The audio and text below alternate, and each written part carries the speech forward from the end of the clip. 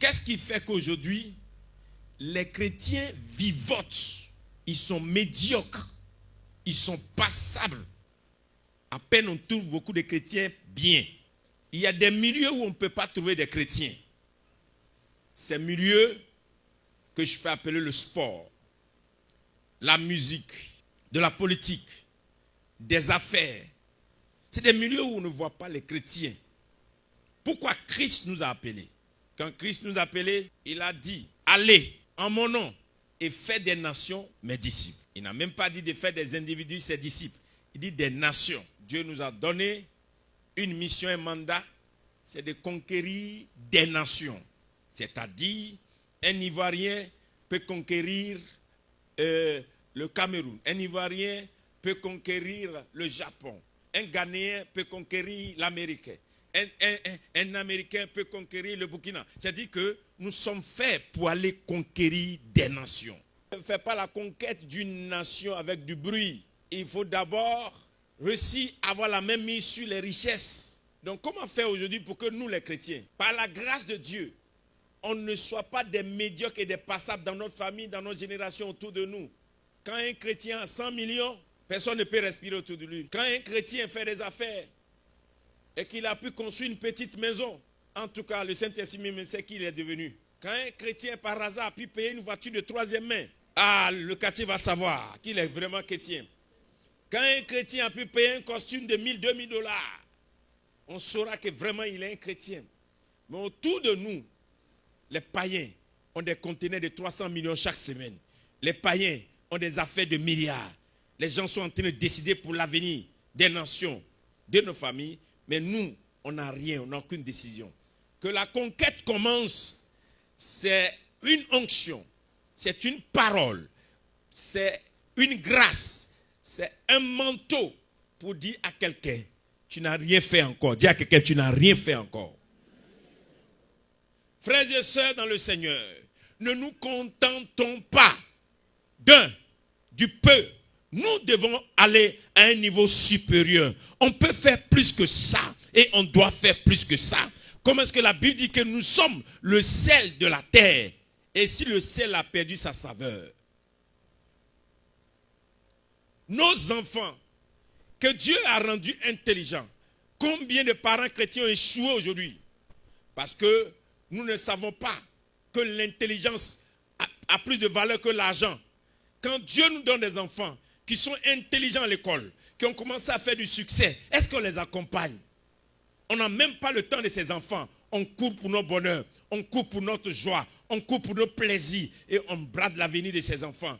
Ils sont livrés à eux-mêmes. Ils se débrouillent et les enfants dégringolent. Alors que cette intelligence peut devenir un ministre, un président, un futur député quelque part demain. Et les parents chrétiens sont accrochés à leur joie, à leur bonheur. Je ne suis pas marié. Oh, je dois aller à l'anniversaire de temps. On doit m'inviter. Je suis parrain, je suis marraine. On a échoué dans notre responsabilité même de parents. Regardez, Marie et Joseph. Joseph était un travailleur. Et Marie travaillait. Mais ils ont laissé leur travail pour aller faire 12 ans avec Jésus en Égypte pour préserver la vie de Jésus. Parce qu'on leur a dit que Jésus va être sauveur de l'humanité. Donc ils ont abandonné leur travail pour aller sécuriser le destin de Jésus pendant 12 ans avant de revenir. Mais aujourd'hui, est-ce qu'un parent est capable d'abandonner ce qu'il fait pour aller sécuriser l'avenir de son enfant? On est prêt à gaspiller l'avenir des enfants pour que nous-mêmes on vive. Voici l'échec. Nous n'avons pas de progéniture. Nous n'avons pas d'avenir. Notre avenir se trouve dans nos voitures. Notre avenir se trouve dans nos banques de compte. Notre avenir se trouve dans nos petites choses qu'on a. On ne sait pas construire l'avenir. Que la conquête commence. Qui parmi nous ici peut dire, je n'ai rien, mais je vois mes enfants un jour. Ils vont devenir présidents, vont devenir ministres. Ça commence par là. Tout ce qu'on a comme rêve, qu'on arrive à vendre à nos enfants, que Dieu fasse que tu es un bon mari. Un bon mari n'accomplit pas un bon destin. Une bonne femme n'accomplit pas un bon destin. C'est une voie d'échec. Que la conquête commence. On doit reprendre ce mandat que Dieu nous a donné. Quand tu crées une société et que tu mets un chrétien dedans, il va s'arranger pour que la société tombe. Quand tu envoies un business et puis tu dis pour aider les chrétiens, ils vont prendre ça à crédit, ils ne vont jamais payer. On dirait une malédiction. Quand on se met avec les chrétiens ensemble pour faire quelque chose, il commence déjà à analyser. Aucun chrétien garçon ne peut marcher avec un chrétien femme. Dès que tu marches avec un chrétien qui est femme, ça là, les deux là, ils sont en train de se chercher. Hein. Pour que le monde s'unit, au moment où le monde est uni, il y a une globalisation. Il y a l'Union européenne. Il y a les Américains qui sont unis. Les Canadiens sont unis. Les Belges sont unis. Les gens sont unis autour de quelque chose. Maintenant là, nous on n'est jamais unis. Matin, midi, soir, il faut accuser l'autre. Il faut critiquer l'autre. Il faut salir l'autre. Mais nous avons des talents qu'on détruit matin, midi et soir. Je refuse cela. Ce n'est pas une malédiction. On doit sortir de ces choses. Que la conquête commence. Désormais, au milieu de nous, on doit se lever comme une armée pour changer les choses. Tu n'es pas tard pour toi si tu prends seulement un engagement ce matin. La Bible dit, à tes résolutions répondra le succès. Si tu prends l'engagement qu'à partir d'aujourd'hui, les choses ne vont plus être comme ça. Elles vont changer. Ce n'est pas une fatalité si tu n'as pas eu tous les diplômes de la terre. Mais c'est juste que tu comprennes qui tu es, où tu vas, avec qui tu marches, qui est Jésus dans ta vie. Moi, mon Jésus n'est pas un Jésus d'échec, un Jésus médiocre. Je prêche un Jésus excellent, un Jésus qui est assis sur un trône.